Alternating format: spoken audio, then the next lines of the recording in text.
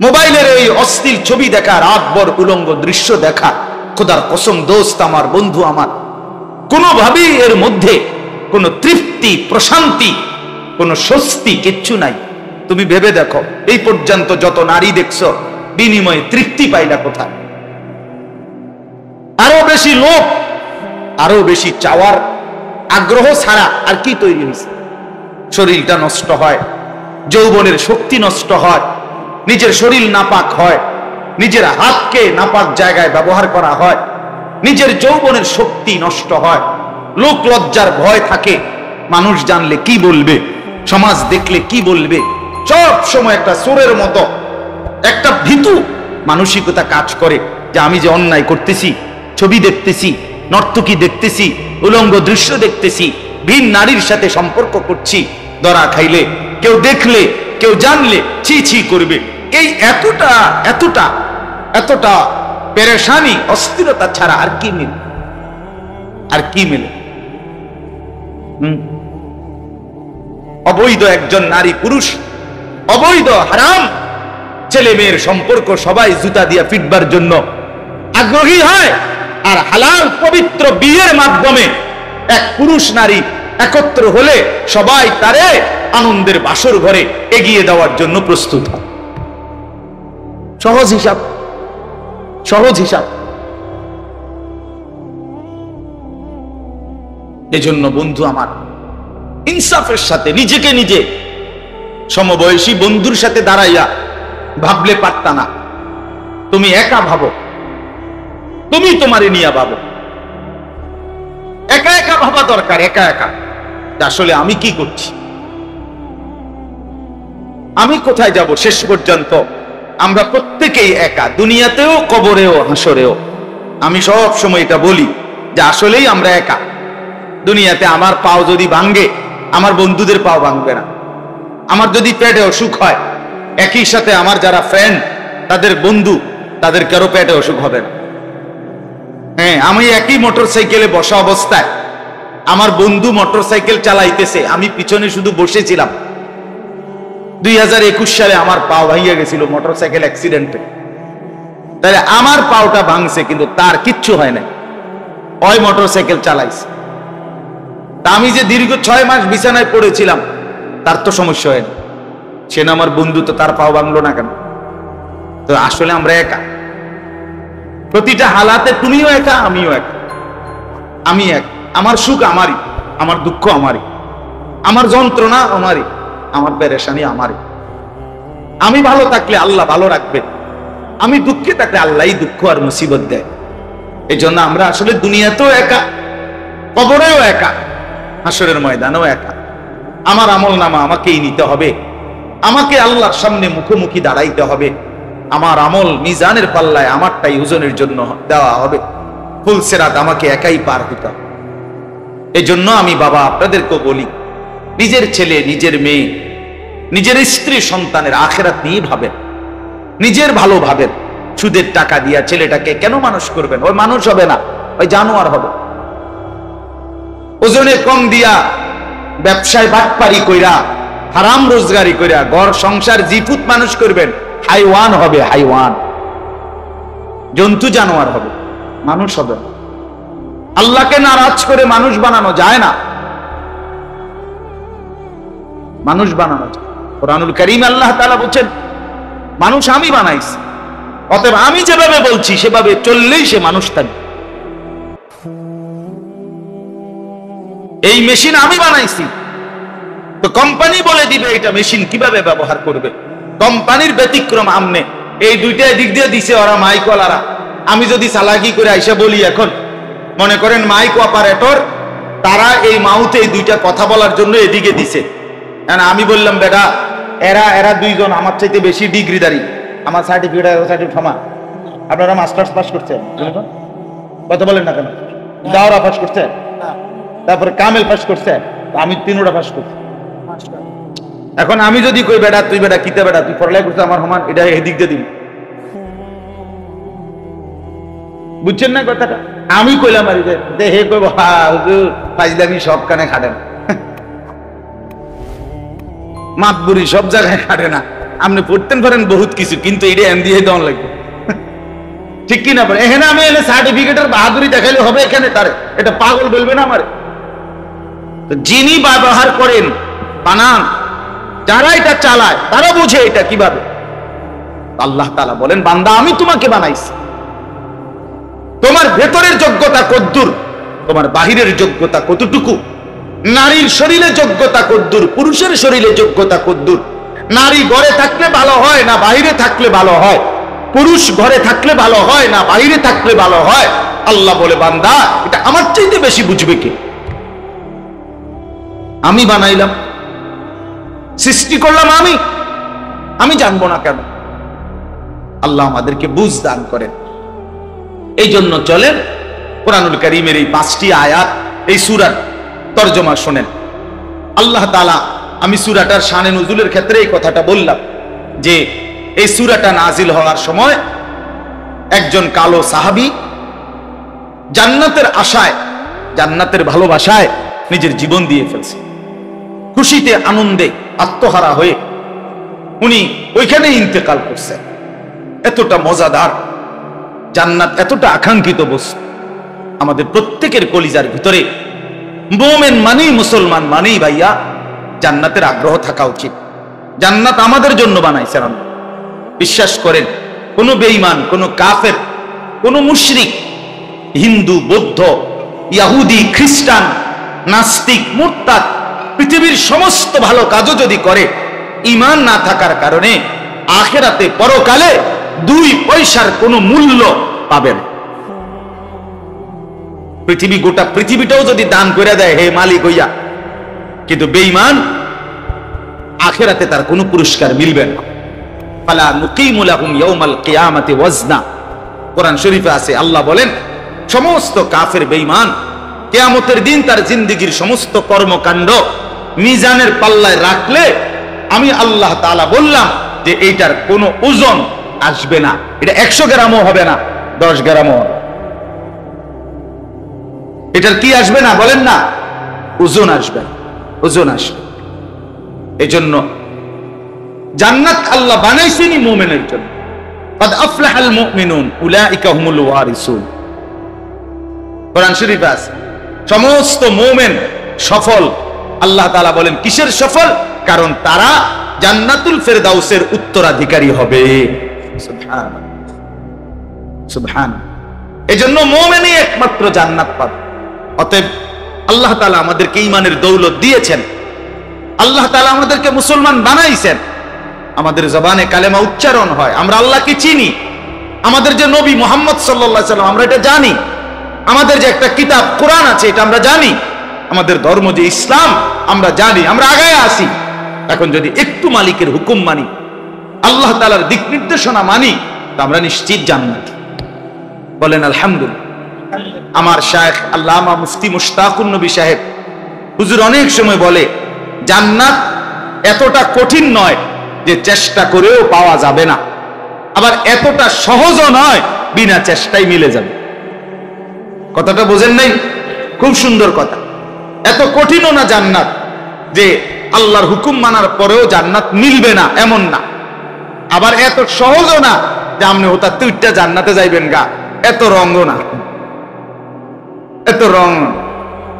এই জন্য দয়া করে প্রত্যেকে আমরা ইনশাআল্লাহ জান্নাতের জন্য আগ্রহী হয়ে আল্লাহর হুকুম মানতে চেষ্টা করি। আল্লাহ আমাদেরকে তৌফিক দান করেন। বিসমিল্লাহির রহমানির রহিম। হাল আতা আলাল ইনসানি হিনুম মিনাদ দাহর লাম ইয়াকুন শাইআম মাযকুরা। একটা ছোট্ট কথা আগে বুঝলে আমরা সবাই বুঝবো এই কথাটা। আমরা যে মানুষ, এইখানে আমরা যারা বসা আছি, আমাদেরকে সৃষ্টি করেছেন আল্লাহ তাআলা। কে বলেন? কে সৃষ্টি করেছেন? ওই ভাই বসার জন্য আর বিরক্ত করে না, যে যেমনে পারেন, পারলে বসেন, না পারলে দাঁড়ায় শোনেন। আর জায়গা নাই, এখানে আর আগানোর পিছানোর সময় নাই। তো আল্লাহ তাআলা আমাদেরকে সৃষ্টি করেছেন। এখন এই সৃষ্টির আল্লাহ তাআলার একটা ধারাবাহিকতা আল্লাহ নিজেই বলছেন, আমি মানুষকে অনেকগুলো ধাপে সৃষ্টি করেছি।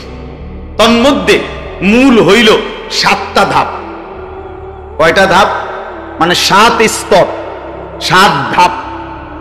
1 নাম্বার হলো মাটি, 2 নাম্বার হলো বীর্যের ফোঁটা, 3 নাম্বার হলো জমাট রক্ত, 4 নাম্বার হলো গোশতের টুকরা, 5 নাম্বার হলো হাড্ডির একটা খাঁচা,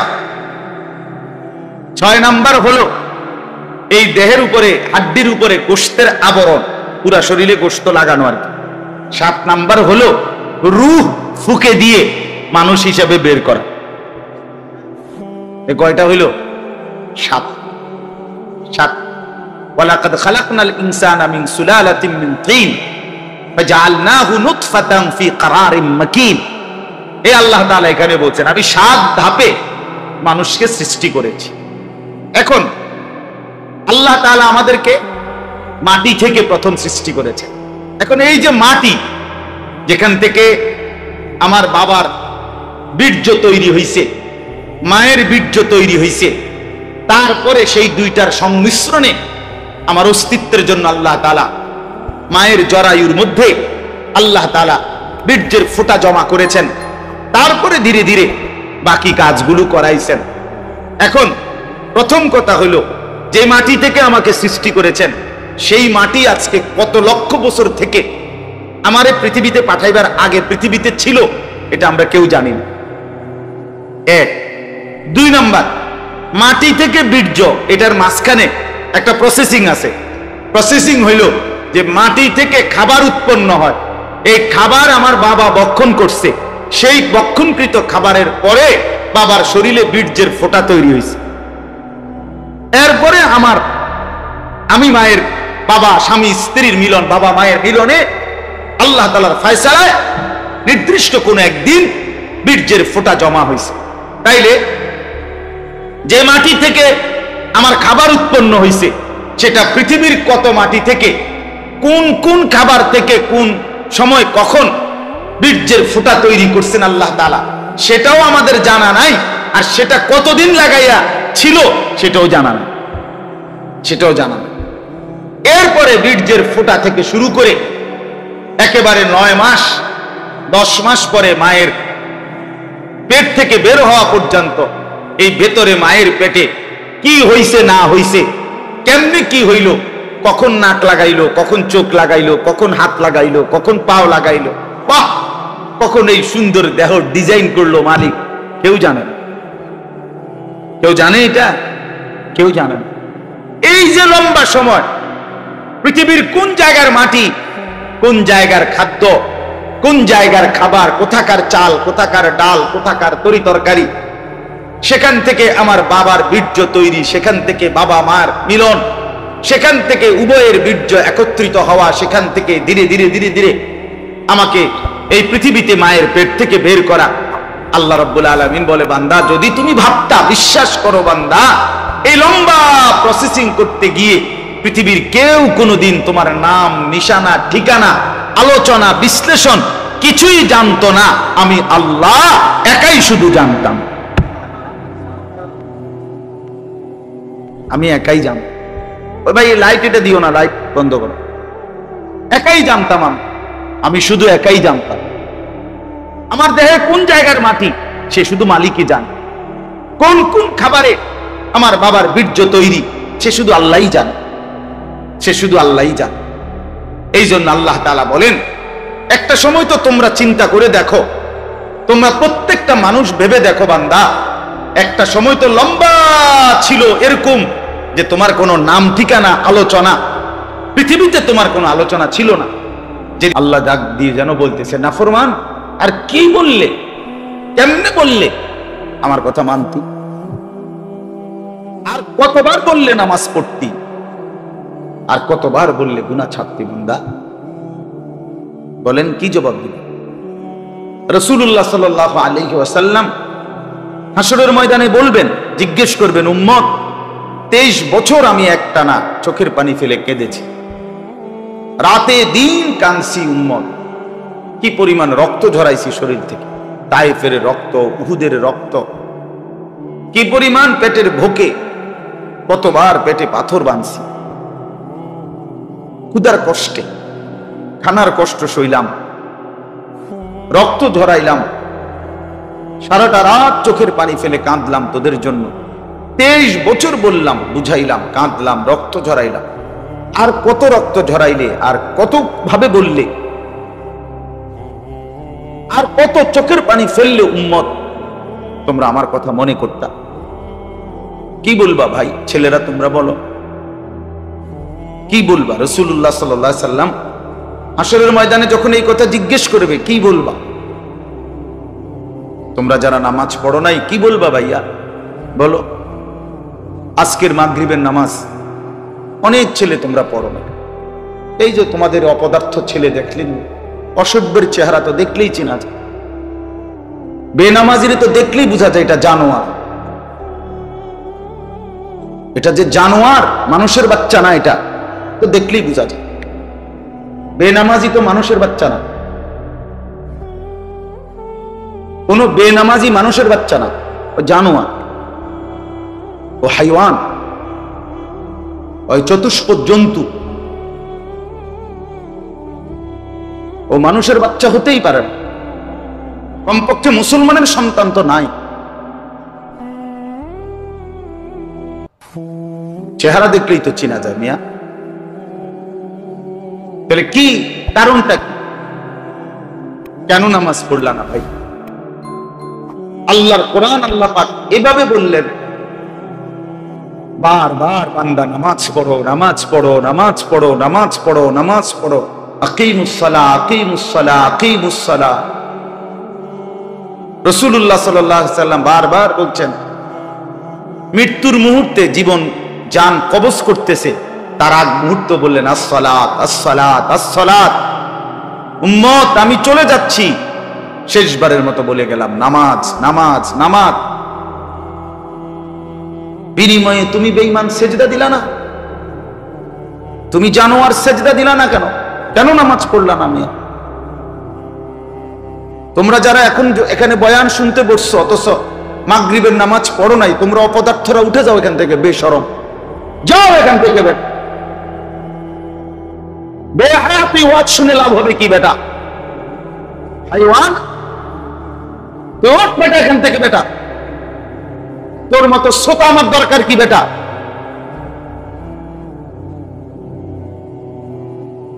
তোকে দিয়ে আমার হবে কি বেটা?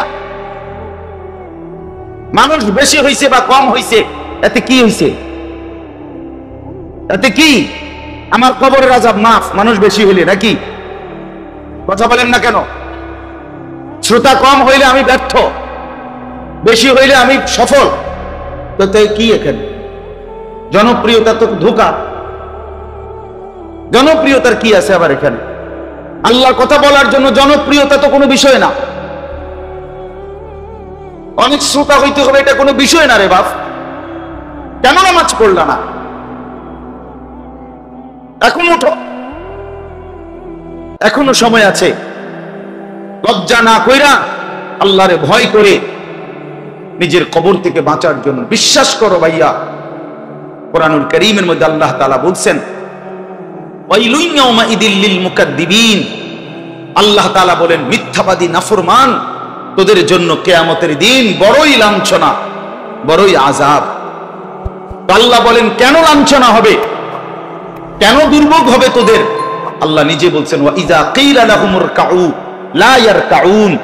তাদেরকে যখন দুনিয়ায় বলা হতো সেজদা করতে, রুকু দিতে, নামাজ পড়তে, লা ইয়ারকাউন, তারা রুকু করত না, সেজদা দিত না, নামাজ পড়ত না। এই জন্য আজকে আমি আল্লাহ হাসরের ময়দানে বেইজ্জতি করলাম। কোরআন শরীফের আয়াত ভাই, কোরআন শরীফে আছে, আল্লাহ তাআলা বলেন হাসরের ময়দানে জাহান্নামী ফেরেশতা জাহান্নামীকে জিজ্ঞেস করবে, বহু জাহান্নামীকে, মা সালাকাকুম ফি সাকার, এই বেঈমান, তোরে জাহান্নামে কে আনলো? কেন জাহান্নামে আসলি? ক্বালু লাম নাকু মিনাল মুসাল্লিন। আল্লাহ তাআলা বলেন, নাফরমান বলবে, ফেরেশতা ভাই আমি মূলত নামাজি ছিলাম না। হ্যাঁ, সরাসরি কোরআনের আয়াত, ক্বালু লাম নাকু মিনাল মুসাল্লিন, আমি নামাজি ছিলাম না। এজন্য আজকে আমি জাহান্নামে বসি।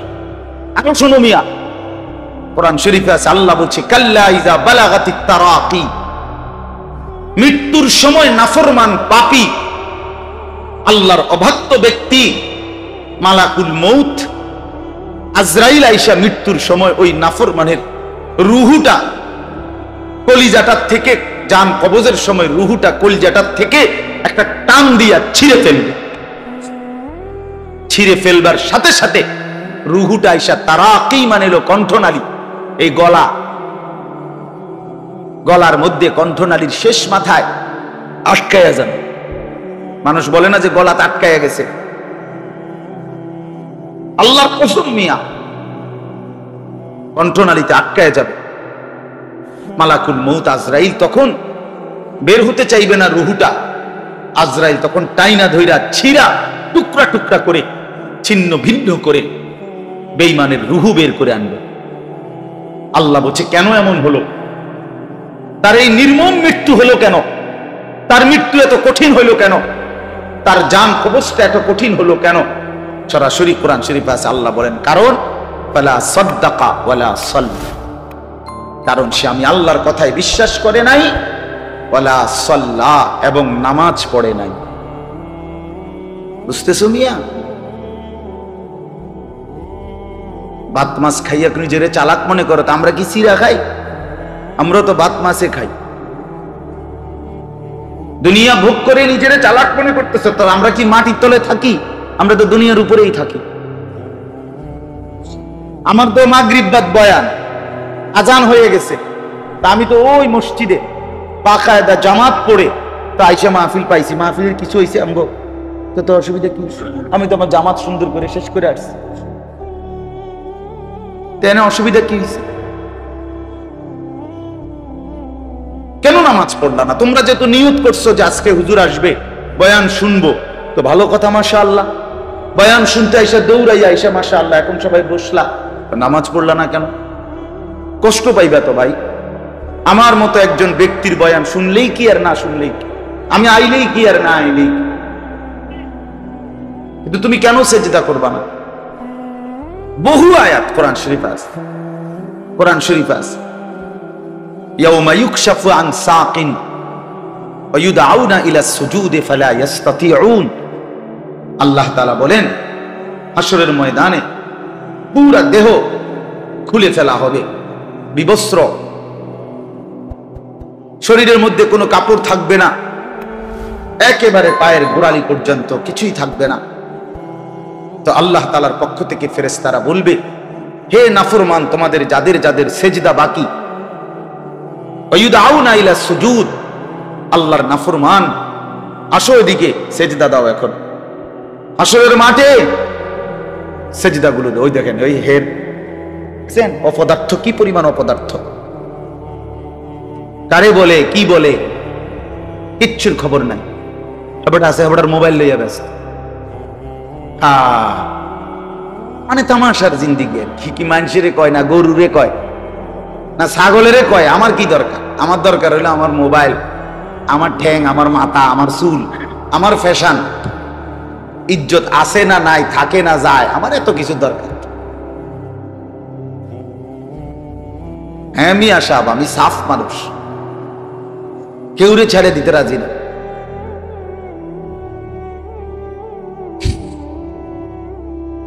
তো বলবে ওয়ায়ুদআউনা ইলা সুজুদ, ফেরেশতারা বলবে নাফরমান এখন সেজদা দে। এতগুলো সেজদা বাকি ছিল, খোদার কসম আল্লাহ বলেন ফালা ইস্তাতিউন, কোন নাফরমান হাজার কোটি চেষ্টা করেও হাশরের ময়দানে আর একটা সেজদা দিতে পারবে। আজকে তো কোনই ভাঙে, কোমর বাঁকা হয়, কোনই হাঁটু ভাঙে, কেন? সেজদার জন্য, রুকুর জন্য, খাওয়ানোর জন্য না ভাইয়া। খানা তো দাঁড় করাইয়াও খাওয়ানো যায়। গরু ছাগল তো উপর হয়ে এক অবস্থাতেই দুনিয়া ভোগ করে। কত জীব জন্তু এক একটা এক এক হালাতে, এক হালাতে আল্লাহর দুনিয়া জীবনটা ভোগ করতেছে না? তো আমরা আরো আল্লাহ তাআলা দাঁড় করায় রাখলেও খাওয়াইতে পারতাম,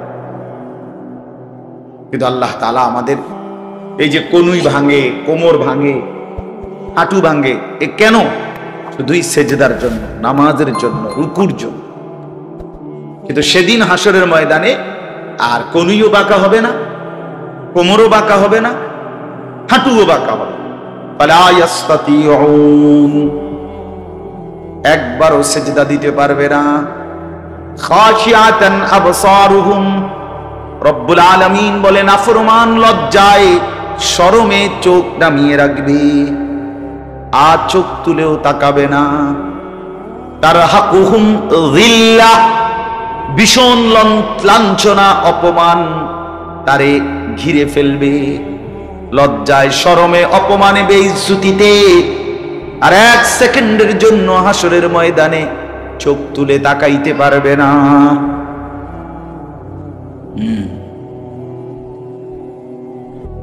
ওয়ালাউ তারা ইযিয যালিমুনা ফি গামারাতিল মাউত, আল্লাহ নবীকে বলেন বন্ধু, নাফরমান যখন ভীষণ মৃত্যু যন্ত্রণায় ছটফট করে, আমি আপনাকে যদি দেখাইতে পারতাম। মন তো চায় বন্ধু আপনারে দেখাই, আপনি দেখেন জালেম মৃত্যুর যন্ত্রণায় কেমন ছটফট করে। আল্লাহর ফেরেশতা বলে আখরিজু আনফুসাকুম, অপবিত্র রূহ বের হয়ে আয়। আলিয়াউমা তুজজাউনা আযাবাল হুন, নাফরমান পাপীকে জাহান্নামের, নাফরমান পাপীকে ফেরেশতারা মৃত্যুর মুখেই বলবে, আজ তোকে তোর জিন্দেগীর নাফরমানের বিনিময়ে চূড়ান্ত শাস্তি ভোগ করানো হবে। আয় বাইর, আয় বাইর, বেঈমান আয়, এখন বুঝবি। আলিয়াউমা তুজজাউনা আযাবাল হুন, আজ তোকে কবর থেকে শুরু করে অনন্তকালের জন্য তোরে শাস্তি ভোগ করানো হবে। তুই আয়। চালাক ভাইব না, চালাক ভাইব না, নিজেরে চালাক মনে করো না। হ্যাঁ, কেউ তোমারে কিছু বলে না, তুমি মনে করছো তুমি চালাক, তুমি মাতব্বর, তুমি মাস্তান, তুমি মাস্তান। হ্যাঁ, তুমি ক্যাডারি করো, অহংকার করো। হ্যাঁ, কার সাথে মাস্তানি করো? এটা কি সরকারি দল, বিরোধী দল? হ্যাঁ, কার সাথে গাদ্দারি করো? যিনি নামাজ পড়তে বলেছেন তিনি মামুলি কেউ? কথা বলেন না, জানতেন কেউ? তো কার কথায় গাদ্দারি করো? কার কথা প্রত্যাখ্যান করলে? একবার দুইবার না, বারবার।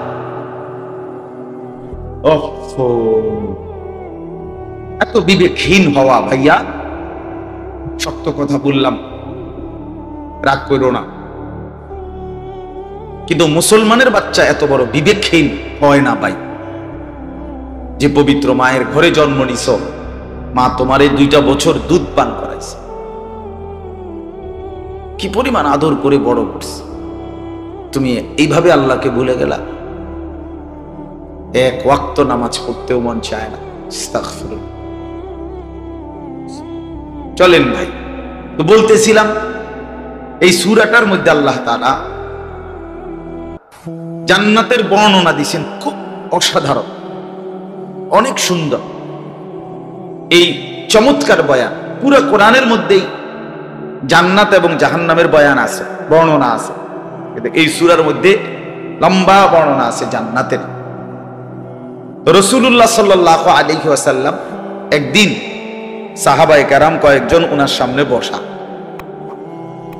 এর মধ্যে নবীজির সামনে একজন হাবশী কালো চেহারার একজন সাহাবী বসা ছিল। তাফসীরে কুরতুবীর মধ্যে এই ঘটনাটা আছে। ওই সাহাবীটা ছিল হাবশী সাহাবী, কালো রঙের সাহাবী। তো উনি আল্লাহ নবী সাল্লাল্লাহু আলাইহি সাল্লামের সামনে বসে আছেন। এই সময় উনি বারবার এটা সেটা জিগাইতেছে, বিভিন্ন দ্বীনি বিষয়াদি জানতে চাইতেছে নবীজির কাছে। এই সময় হযরত জিবরাইল আলাইহিস সালাম আল্লাহ নবী সাল্লাল্লাহু আলাইহি সাল্লামের কাছে ওহী নিয়ে আসছে, কোরআন নাজিল করবার জন্য আসছে।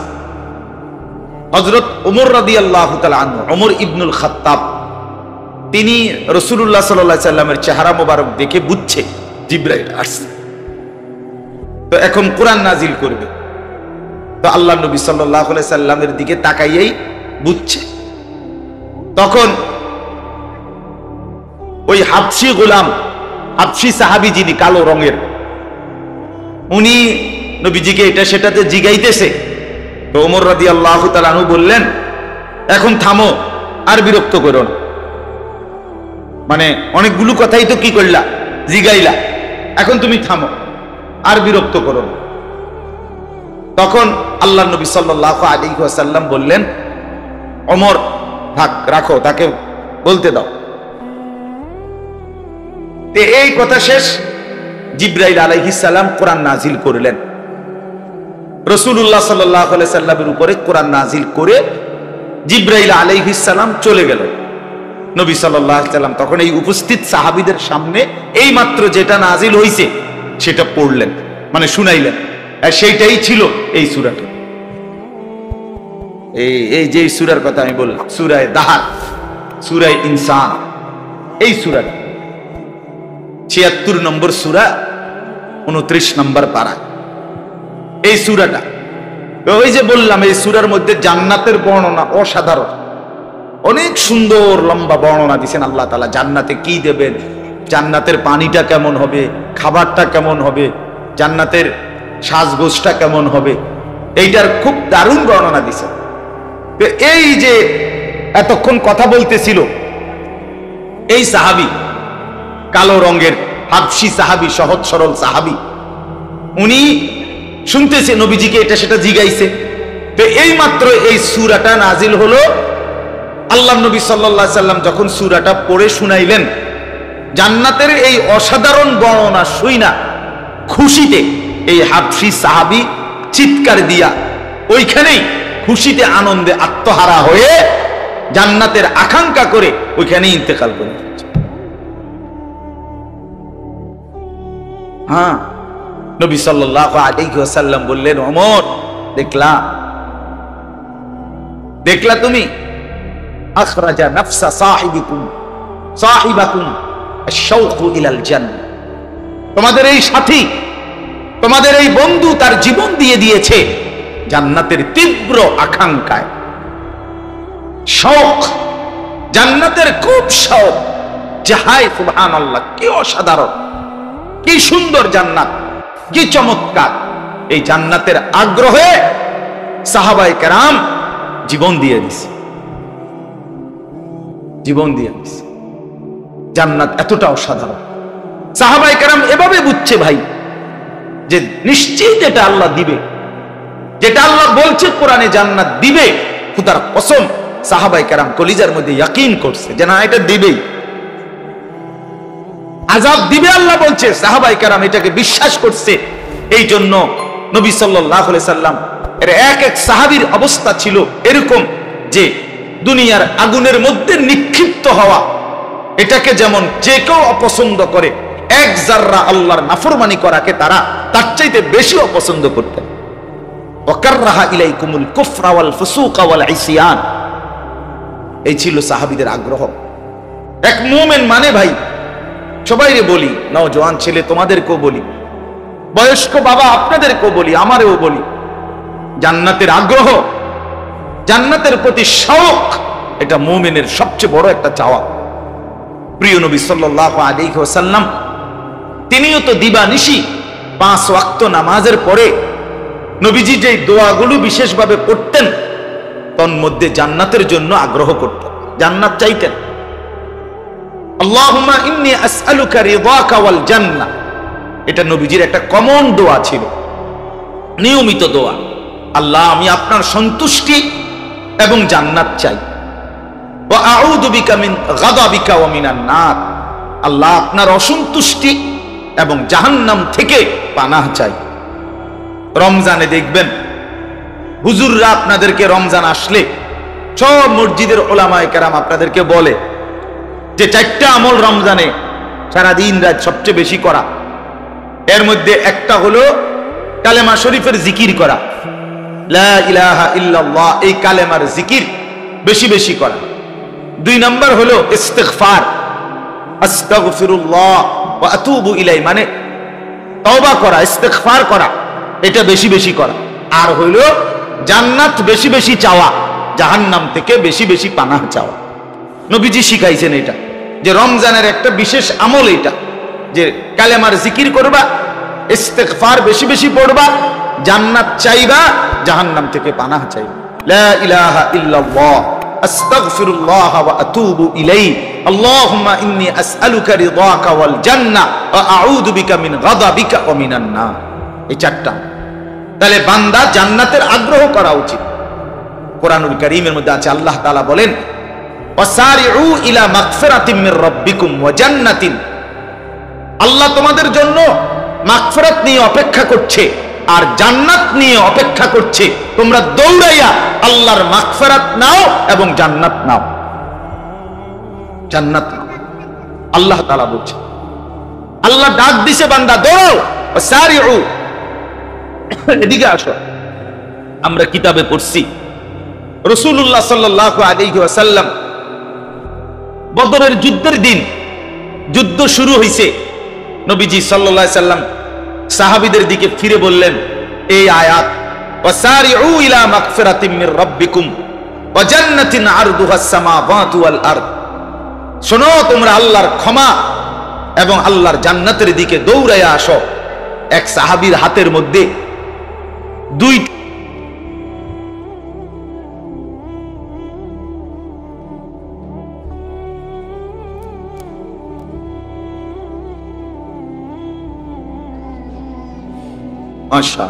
আলহামদুলিল্লাহ। তো ওই সাহাবী যুদ্ধের ময়দানে, কিন্তু ওনার হাতের মধ্যে 3টা বা 4টা খেজুর ছিল, খাইতেছেন আর কি, ক্ষুধার্ত। এই সময় নবীজি এই কথাটা বলছে যে জলদি জলদি আল্লাহর মাগফিরাত আর আল্লাহর জান্নাতের দিকে দৌড়ায় আসো। তো ওই সাহাবী বললেন, ইয়া রাসূলুল্লাহ, এই মুহূর্তে আমি শাহাদাত বরণ করিলে আমি জান্নাতি হব তো? আল্লাহর নবী সাল্লাল্লাহু আলাইহি সাল্লাম বললেন, আমি ওয়াদা দিলাম জান্নাতি হবা। এই সাহাবী তখন সাথে সাথে বললেন, ইয়া রাসূলুল্লাহ, তাইলে এই 3টা খেজুর, এই 3টা খেজুর খাইতে যে সময়টা লাগবে জান্নাতে যাওয়ার জন্য, খোদার কসম নবী, আমি এইটুকু সময় দেরি করতে রাজি না। এজন্য 3টা খেজুর অন্যের হাতে তুলে দিয়ে তৎক্ষণাৎ যুদ্ধের মধ্যে ঝাঁপায়া পড়ছে, দুশমনের মোকাবেলা করে শহীদ হয়ে তৎক্ষণাৎ জান্নাতে চলে গেছে। এই ছিল সাহাবীদের আগ্রহ, এই ছিল সাহাবীদের আগ্রহ। ভাইয়া, জান্নাত এতটা আকাঙ্ক্ষিত বস্তু ছিল তাদের কাছে যে তারা দিবানিশি চাইতেন নিজের জান মাল, নিজের পুরা জিন্দেগি আল্লাহর জন্য দিবেন, বিনিময়ে আল্লাহর জান্নাত আল্লাহর কাছ থেকে বুঝে নেবেন। ইন্নাল্লাহা আশতারা মিনাল মুমিনিনা আনফুসাহুম ওয়া আমওয়ালাহুম বিআন্না লাহুমুল জান্নাহ। আল্লাহ তাআলা বলে, মুমিন, তোমার জান আমারে দিও, তোমার মাল আমারে দিও, বিনিময়ে আমি আল্লাহ আমার জান্নাত তোমারে দিয়ে দেব। আমি তোমার জান আর মাল নিলাম, আমার জান্নাত তোমারে দিলাম, বিআন্না লাহুমুল জান্নাহ, জান্নাত দিলাম। আমার বন্ধু, আমার নওজোয়ান ছেলেরা, তোমাদেরকে বলি ভাই, তোমরা বুঝতেছো না বিষয়টা। দুনিয়ার এই ক্ষণিকের মোহ, এই অসভ্যতা, এই নোংরামি, এই অশ্লীলতা, এই বেহায়াপনা, এই নারী, ছবি, নাচ, গান, মদ, জুয়া, মোবাইলের এই অশ্লীল ছবি দেখা, রাতভর উলঙ্গ দৃশ্য দেখা, খোদার কসম দোস্ত আমার, বন্ধু আমার, কোনোভাবেই এর মধ্যে কোনো তৃপ্তি, প্রশান্তি, কোনো স্বস্তি কিচ্ছু নাই। তুমি ভেবে দেখো, এই পর্যন্ত যত নারী দেখছো, বিনিময়ে তৃপ্তি পাইলা কোথায়? আরো বেশি লোভ, আরো বেশি চাওয়ার আগ্রহ ছাড়া আর কি তৈরি হয়েছে? শরীরটা নষ্ট হয়, যৌবনের শক্তি নষ্ট হয়, নিজের শরীর নাপাক হয়, নিজের হাতকে নাপাক জায়গায় ব্যবহার করা হয়, নিজের যৌবনের শক্তি নষ্ট হয়, লোক লজ্জার ভয় থাকে, মানুষ জানলে কি বলবে, সমাজ দেখলে কি বলবে, সব সময় একটা চোরের মতো একটা ভীতু মানসিকতা কাজ করে যে আমি যে অন্যায় করতেছি, ছবি দেখতেছি, নর্তকী দেখতেছি, উলঙ্গ দৃশ্য দেখতেছি, ভিন নারীর সাথে সম্পর্ক করছি, ধরা খাইলে, কেউ দেখলে, কেউ জানলে ছি ছি করবে। এই এতটা এতটা এতটা পেরেশানি, অস্থিরতা ছাড়া আর কি মিলে? আর কি মিলে? অবৈধ একজন নারী পুরুষ, অবৈধ হারাম ছেলে মেয়ের সম্পর্ক সবাই জুতা দিয়া ফিটবার জন্য আগ্রহী হয়, আর হালাল পবিত্র বিয়ের মাধ্যমে এক পুরুষ নারী একত্র হলে সবাই তারে আনন্দের বাসর ঘরে এগিয়ে দেওয়ার জন্য প্রস্তুত হয়। সহজ হিসাব, সহজ হিসাব। এজন্য বন্ধু আমার, ইনসাফের সাথে নিজেকে নিজে সমবয়সী বন্ধুর সাথে দাঁড়াইয়া ভাবলে পারতা না। তুমি একা ভাবো, তুমি তোমারে নিয়ে ভাবো। একা একা ভাবা দরকার, একা একা। আসলে আমি কি করছি, আমি কোথায় যাব শেষ পর্যন্ত। আমরা প্রত্যেকেই একা, দুনিয়াতেও, কবরেও, হাসরেও। আমি সব সময় এটা বলি যে আসলেই আমরা একা। দুনিয়াতে আমার পাও যদি ভাঙ্গে, আমার বন্ধুদের পাও ভাঙবে না। আমার যদি পেটে অসুখ হয়, একই সাথে আমার যারা ফ্রেন্ড, তাদের বন্ধু, তাদের কারো পেটে অসুখ হবে না। হ্যাঁ, আমি একই মোটর সাইকেলে বসা অবস্থায় আমার বন্ধু মোটর সাইকেল চালাইতেছে, আমি পিছনে শুধু বসেছিলাম। 2021 সালে আমার পাও ভাঙিয়ে গেছিল মোটর সাইকেল অ্যাক্সিডেন্টে। তাহলে আমার পাওটা ভাঙছে, কিন্তু তার কিচ্ছু হয় না, ওই মোটর সাইকেল চালাইছে।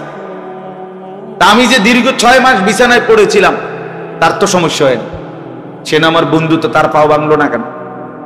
তো আসলে আমরা একা প্রতিটা হালাতে। তুমিও একা, আমিও একা। আমি এক, আমার সুখ আমারই, আমার দুঃখ আমারই, আমার যন্ত্রণা আমারই, আমার পেরেশানি আমারই। আমি ভালো থাকলে আল্লাহ ভালো রাখবে, আমি দুঃখে থাকলে আল্লাহই দুঃখ আর মুসিবত দেয়। এই জন্য আমরা আসলে দুনিয়াতেও একা, কবরেও একা, হাসরের ময়দানেও একা। আমার আমল নামা আমাকেই নিতে হবে, আমাকে আল্লাহর সামনে মুখোমুখি দাঁড়াইতে হবে। আমার আমল মিজানের পাল্লায় আমারটাই ওজনের জন্য দেওয়া হবে। ফুলসেরাত আমাকে একাই পার হতে হবে। এই জন্য আমি বাবা আপনাদেরকেও বলি, নিজের ছেলে, নিজের মেয়ে, নিজের স্ত্রী, সন্তানের আখিরাত নিয়ে ভাবেন, নিজের ভালো ভাবেন। সুদের টাকা দিয়া ছেলেটাকে কেন মানুষ করবেন? ওই মানুষ হবে না, ওই জানোয়ার হবে। ওজনে কম দিয়া, ব্যবসায় বাটপারি কইরা, হারাম রোজগারি কইরা ঘর সংসার জিপুত মানুষ করবেন, হাইওয়ান হবে, হাইওয়ান, জন্তু জানোয়ার হবে, মানুষ হবে না। আল্লাহকে নারাজ করে মানুষ বানানো যায় না, মানুষ বানানো যায়। কুরআনুল কারীম আল্লাহ তাআলা বলেন, মানুষ আমি বানাইছি, অতএব আমি যেভাবে বলছি সেভাবে চললেই সে মানুষ থাকবে। এই মেশিন আমি বানাইছি, তো কোম্পানি বলে দিবে এটা মেশিন কিভাবে ব্যবহার করবে। কোম্পানির ব্যতিক্রম আমনে, এই দুইটা দিক দিয়ে দিছে ওরা, মাইকওয়ালারা।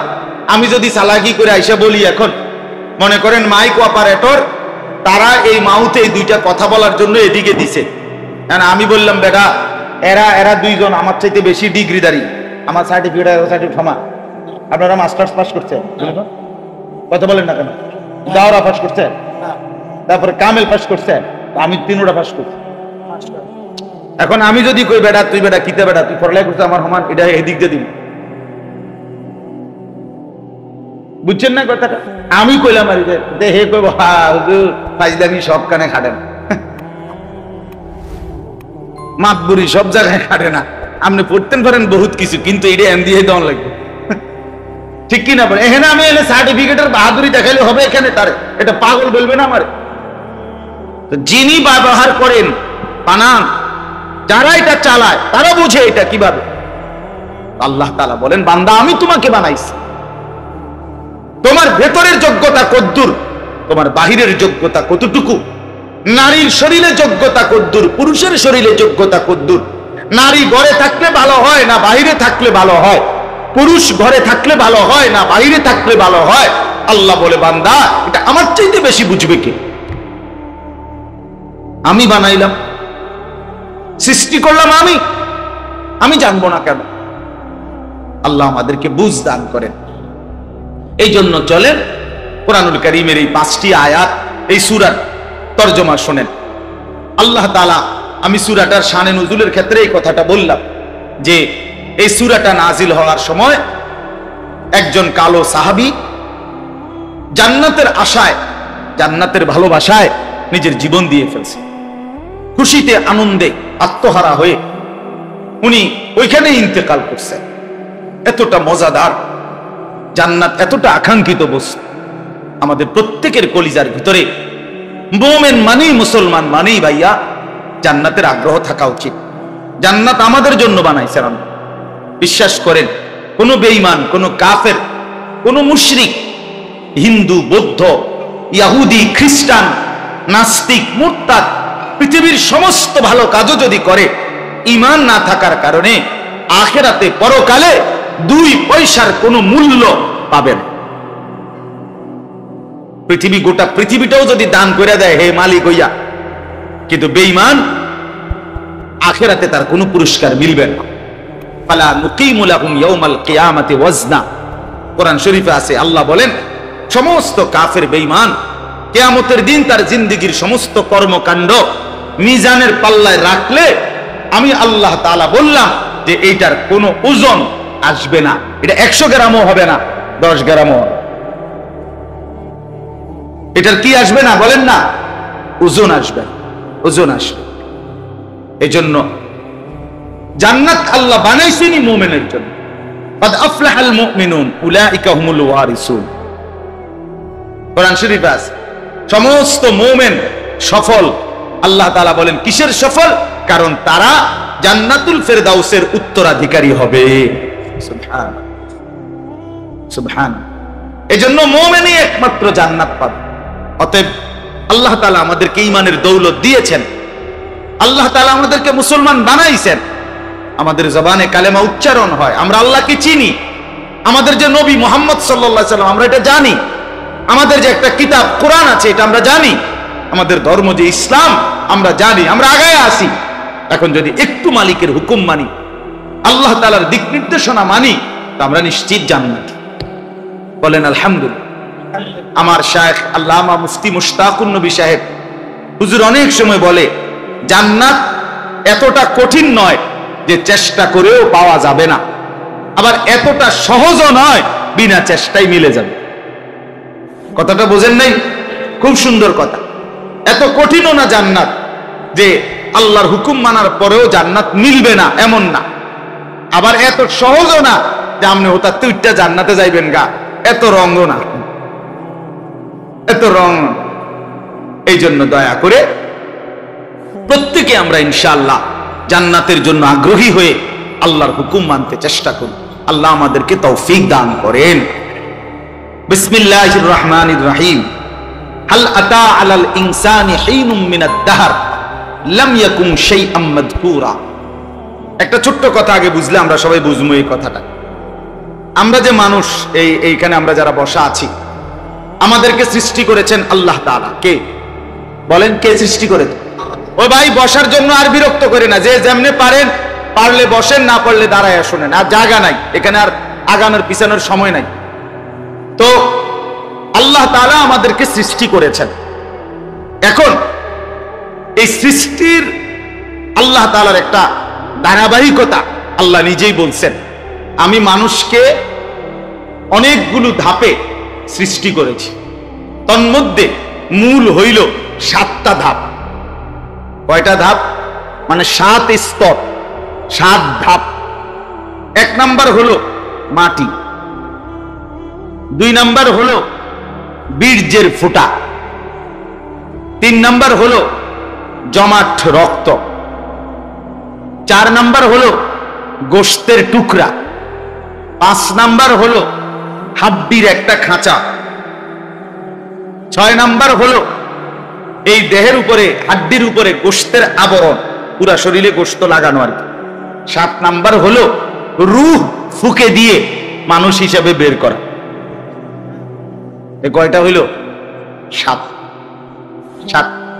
ওয়ালাকাদ খালাকনাল ইনসানা মিন সুলালাতিন মিন তিন ফাজআলনাহু নুতফাতান ফি ক্বারারিন মাকিন। এই আল্লাহ তাআলা এখানে বলছেন আমি 7 ধাপে মানুষকে সৃষ্টি করেছি। এখন আল্লাহ তাআলা আমাদেরকে মাটি থেকে প্রথম সৃষ্টি করেছেন।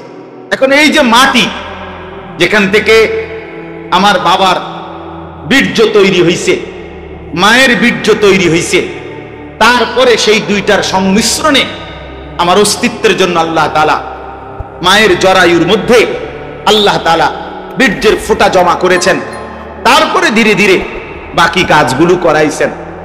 এখন প্রথম কথা হলো, যে মাটি থেকে আমাকে সৃষ্টি করেছেন সেই মাটি আজকে কত লক্ষ বছর থেকে আমারে পৃথিবীতে পাঠাইবার আগে পৃথিবীতে ছিল এটা আমরা কেউ জানি না। এক। দুই নাম্বার, মাটি থেকে বীর্য, এটার মাঝখানে একটা প্রসেসিং আছে। প্রসেসিং হইল যে মাটি থেকে খাবার উৎপন্ন হয়, এই খাবার আমার বাবা ভক্ষণ করছে, সেই ভক্ষণকৃত খাবারের পরে বাবার শরীরে বীর্যের ফোঁটা তৈরি হয়েছে। এরপরে আমি মায়ের বাবা স্বামী স্ত্রীর মিলন, বাবা মায়ের মিলনে আল্লাহ তাআলার ফয়সালায় নির্দিষ্ট কোন একদিন বীর্যের ফোঁটা জমা হয়েছে। তাইলে যে মাটি থেকে আমার খাবার উৎপন্ন হয়েছে সেটা পৃথিবীর কত মাটি থেকে কোন কোন খাবার থেকে কোন সময় কখন বীর্যের ফোঁটা তৈরি করছেন আল্লাহ তাআলা সেটাও আমাদের জানা নাই, আর সেটা কতদিন লাগাইয়া ছিল সেটাও জানা নাই, সেটাও জানা নাই। এরপরে বীর্যের ফোঁটা থেকে শুরু করে একেবারে 9 মাস 10 মাস পরে মায়ের পেট থেকে বের হওয়া পর্যন্ত এই ভেতরে মায়ের পেটে কি হইছে না হইছে, কেমনে কি হইল, কখন নাক লাগাইলো, কখন চোখ লাগাইলো, কখন হাত লাগাইলো, কখন পাও লাগাইলো, বাহ, কখন এই সুন্দর দেহ ডিজাইন করলো মালিক, কেউ জানে না। কেউ জানে এটা? কেউ জানে না। এই যে লম্বা সময় পৃথিবীর কোন জায়গার মাটি, কোন জায়গার খাদ্য, কোন জায়গার খাবার, কোথাকার চাল, কোথাকার ডাল, কোথাকার তরি তরকারি, সেখান থেকে আমার বাবার বীর্য তৈরি, সেখান থেকে বাবা মার মিলন, সেখান থেকে উভয়ের বীর্য একত্রিত হওয়া, সেখান থেকে ধীরে ধীরে ধীরে ধীরে আমাকে এই পৃথিবীতে মায়ের পেট থেকে বের করা। আল্লাহ রাব্বুল আলামিন বলে, বান্দা যদি তুমি ভাবতা, বিশ্বাস করো বান্দা, এই লম্বা প্রসেসিং করতে গিয়ে পৃথিবীর কেউ কোনোদিন তোমার নাম, নিশানা, ঠিকানা, আলোচনা, বিশ্লেষণ কিছুই জানতো না, আমি আল্লাহ একাই শুধু জানতাম। আমি একাই জানতাম। ওই ভাই লাইট এটা দিও না, লাইট বন্ধ করো। একাই জানতাম, আমি শুধু একাই জানতাম। আমার দেহে কোন জায়গার মাটি সে শুধু মালিকই জানে, কোন কোন খাবারে আমার বাবার বীর্য তৈরি সে শুধু আল্লাহই জানে, সে শুধু আল্লাহই জানে। এই জন্য আল্লাহ তাআলা বলেন, একটা সময় তো তোমরা চিন্তা করে দেখো, তোমরা প্রত্যেকটা মানুষ ভেবে দেখো বান্দা, একটা সময় তো লম্বা ছিল এরকম যে তোমার কোনো নাম, ঠিকানা, আলোচনা, পৃথিবীতে তোমার কোনো আলোচনা ছিল না। যেদিন আমি তোমারে এক ফোঁটা বীর্য থেকে ধীরে ধীরে আমি আল্লাহ যেদিন মায়ের পেট থেকে বের করলাম, সেদিনে না পৃথিবী জানলো, দেখলো, সবাই চিনলো তুমি একটা মানুষ, তুমি একটা মানুষ। আল্লাহ তাআলা বলেন, তোমার সৃষ্টির এই লম্বা ধাপ, লম্বা এই দীর্ঘ সময় তোমারে যে আমি আল্লাহ পার করে এনে আমি আল্লাহ তাআলা তোমাকে এই পৃথিবীর আলো দেখালাম, যে আমি আল্লাহ একক ফয়সালায় সেই আমারে ভুলে যাওয়া, এটা কি ঠিক হলো? বলেন না কেন? এখন আর মাতেন না কেন? ওই ভাই ছেলেরা বলো না ভাই, এটা কি ঠিক হলো আসলে? তো ভুলে গেলা কেন? কেন একটা বারো মনে করলা না যে কে আমার এই পৃথিবীতে আনলো? আজ আমি এই পৃথিবীর আলো বাতাস কিভাবে দেখলাম? এজন্য ভাইয়া আল্লাহ তাআলা বলছেন, হাল আতা আলাল ইনসান হিনুম মিনাদ দাহর, একটি লম্বা যুগ, দীর্ঘ সময়, হতে পারে 40 বছর, হতে পারে 400 বছর, হতে পারে 40,000 বছর, মানুষের জীবনে এই লম্বা সময় পার হলো, লাম ইয়াকুন শাইআম মাযকুরা, যখন তার কোনো নাম, নিশানা, উল্লেখ, আলোচনা কিছুই ছিল না, কিছুই ছিল না। ইন্না খালাকনাল ইনসানা মিন নুতফাতিন আমশাজ, অতঃপর আমি আল্লাহ স্বামী স্ত্রী দুইজনের মিশ্র বীর্যের ফোঁটা থেকে আমি আল্লাহ এই মানুষকে আমিই তো সৃষ্টি করেছি। এবার আল্লাহ তাআলা বলেন, যদি বলো বান্দা এত সুন্দর করে, এত লম্বা সময় প্রসেসিং করে প্রথমে মাটি, মাটি থেকে খাবার আমার বাবার জন্য বীর্যের ফোঁটা তৈরি হলো, সেখান থেকে বাবা মায়ের মিলন, সেখান থেকে বীর্যের দুইজনের ফোঁটা একত্রিত হলো, এরপরে আমারে আপনি ধীরে ধীরে বানাইলেন। এত লম্বা প্রসেসিং করলেন কেন? আমারে বানাইতে গিয়ে মালিক আপনি এত লম্বা ধাপ, এত কিছু করলেন কেন? কি চাচ্ছেন আপনি আমার কাছে? আমারে বানাইলেন কেন? এত সুন্দরে সাজাইলেন কেন? এই পৃথিবীর আলো দেখাইলেন কেন? আমারে মায়ের রেহেম থেকে দুনিয়ার আলোতে বাহির করলেন কেন? আল্লাহ বলেন উদ্দেশ্য একটাই, নাবতালিহি নাবতালিহি, তোমারে তো আমি জান্নাত দেব দুনিয়াতে পরীক্ষা করার জন্য, যে জান্নাতে যাইবা না জাহান্নামে যাইবা, পরীক্ষা করার জন্য। এই যে ইন্না খালাকনাল ইনসানা মিন নুতফাতিন আমশাজ, আল্লাহ বলেন আমি মিশ্র বীর্য থেকে, মানে স্বামী স্ত্রী উভয়ের বীর্য থেকে আমি রব্বুল আলামিন মানুষকে সৃষ্টি করেছি, প্রত্যেককেই। কেন? নাবতালিহি, পরীক্ষা করার জন্যে, পরীক্ষা করার জন্যে। এবার যদি বলেন রব্বুল আলামিন কি পরীক্ষা করবেন আমার দ্বারা? আল্লাহ অন্য আয়াতে বলেন আইয়ুকুম আহসানু আমালা, পরীক্ষা করব কার কার আমল কতটা সুন্দর। জান্নাতে যাইতে চায় কে কে, জাহান্নাম পছন্দ করে কে কে। আমি এই পরীক্ষা নেব, আমি আমার গোলামির পরীক্ষা নেব, আমি ঈমানের পরীক্ষা নেব, আমার বন্দেগীর পরীক্ষা নেব। বান্দা, আমি দেখতে চাইব তোমার দ্বারা কে আমার আনুগত্য করলা, কে আমার নাফরমানি করলা। আল্লাহ বলেন এজন্যই ফাজালনাহু সামিআম বাসীরা, আমি রব্বুল আলামিন মানুষকে, আমি আল্লাহ শ্রবণ শক্তি আর চোখের দেখার শক্তি আমি আল্লাহই দান করেছি। সবকিছু সে শুনতে পায়, সবকিছু সে দেখতে পায়। এজন্য আমি আল্লাহর কথা শুনবার, আমার রসুলদের কথা শুনবার, আমার কোরআনের কথা শুনবার যোগ্যতা তো আমি দিলাম। আমার গোটা কায়নাত, আমার কুদরতের এই পৃথিবী দেখবার মতো যোগ্যতাও আমি তাকে দিলাম। এবার পরীক্ষা শুরু হলো।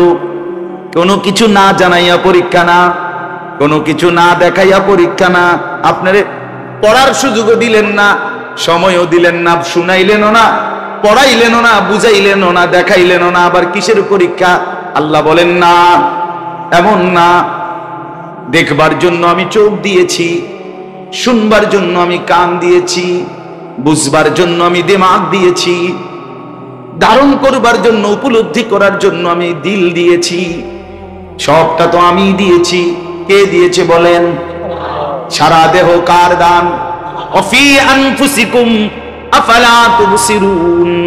আল্লাহ বলে বান্দা তোমার মাথার চুল থেকে পায়ের নখ পর্যন্ত সারা দেহের ভিতর বাহির তাকিয়ে দেখো, প্রত্যেকটা অঙ্গ দেখলেই আমি আল্লাহকেই খুঁজে পাবা। অফি আনফুসিকুম, তোমার মাঝেই আমি, চারিদিকেও আমি, তোমার মাঝেও আমি। আফালা তুবসিরুন, আল্লাহ বলে তবু কি দেখবা না? দেখো তো এত সুন্দর নাক কে বানালো, এমন চমৎকার চোখ কে বানাইলো। আল্লাহ কোরআনে বলেন বালা কাদিরিনা আলা আন নুসাব্বিয়া বানানা। আল্লাহ বলে জানোনি বান্দা, 800 কোটি মানুষ ধরে নাও এই মুহূর্তে আমি আল্লাহ পৃথিবীতে বানাইলাম। এই 800 কোটি মানুষের এই বৃদ্ধা আঙ্গুল এতটুকু জায়গা, 800 কোটি পুরুষ নারীর বৃদ্ধ আঙ্গুল এতটুকু মাত্র, কিন্তু এতটুকু জায়গার ভিতরে আমি আল্লাহর রেখাগুলো এতটা ভিন্ন ভিন্ন বানাইলাম। 800 কোটি ফিঙ্গার মেশিনের মধ্যে টিপ দেওয়ার পরে 800 কোটি ফিঙ্গারই ভিন্ন ভিন্ন।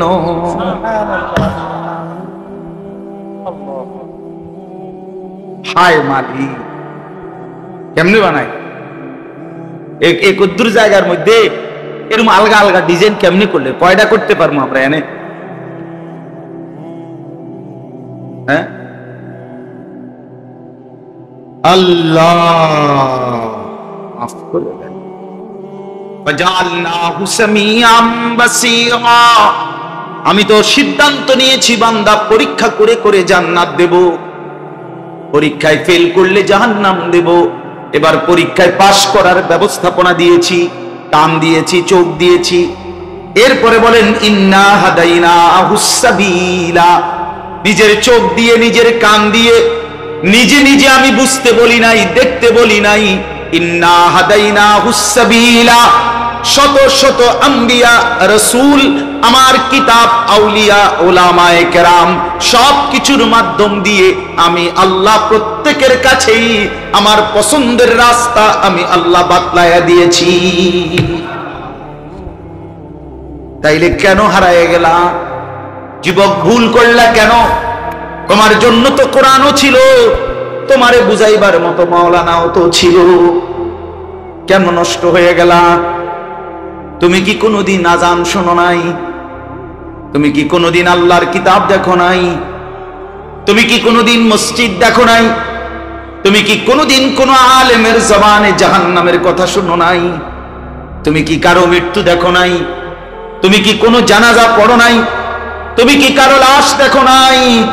কেমনে ভুলে গেলা যুবক? আল্লাহকে কেমনে ভুলে গেলা? এত মৃত্যু, এত লাশ, এত জানাজা, চারিদিকের কবরস্থান, এত মানুষের দুনিয়া থেকে বিদায় নেওয়া, কিছুই কি মনে করাইল না? ইন্না হাদাইনাহুস সাবিলা ইম্মা শাকিরান ওয়া ইম্মা কাফুরা। আল্লাহ বলেন আমি পথ বলে দিয়েছি নবীর মাধ্যমে, রাসূলের মাধ্যমে, কোরআনের মাধ্যমে, কিতাবের মাধ্যমে, সুন্নাতের মাধ্যমে, হাদিসের মাধ্যমে, উলামায়ে কেরামের মাধ্যমে। পৃথিবীতে করোনা হোক, মহামারী হোক, ঘূর্ণিঝড় হোক, দুর্ভিক্ষ হোক, অভাব হোক, কিন্তু কোন জামানায় আল্লাহর দ্বীন বুঝাবার মতো আলেম শূন্য পৃথিবী কখনোই ছিল না। কি বলেন? ছিল? আর আপনাকে 30 বছর আগে হুজুরা ছিল না, আরো গত 50 বছর আগে পৃথিবীতে হুজুরা ছিল না, 100 বছর আগে পৃথিবীতে হুজুর ছিল না? ছিল, সর্বদাই ছিল। আল্লাহ তাআলা বলেন আমি পথ দেখায় দিছিলাম, ওয়া হাদাইনাহুন নাজদাইন ইম্মা শাকিরান ওয়া ইম্মা কাফুরা। তাইলে আমি আল্লাহ কান দিলাম, চোখ দিলাম, দিল দিলাম, দিমাগ দিলাম, বুঝার শক্তি দিলাম, আবার বুঝাইয়া দেওয়ার জন্য কিতাব দিলাম, বুঝাইয়া দেওয়ার জন্য নবী, রাসূল, উলামা, আউলিয়া দিলাম। এরপরে এবার দেখতে চাই ইম্মা শাকিরান ওয়া ইম্মা কাফুরা, হয় তুমি আমি আল্লাহর অনুগত হও অথবা তুমি আমার নাফরমান হও। নাফরমান হলে জাহান্নাম রেডি আছে, ঈমানদার হলে জান্নাতও রেডি আছে। খালাস।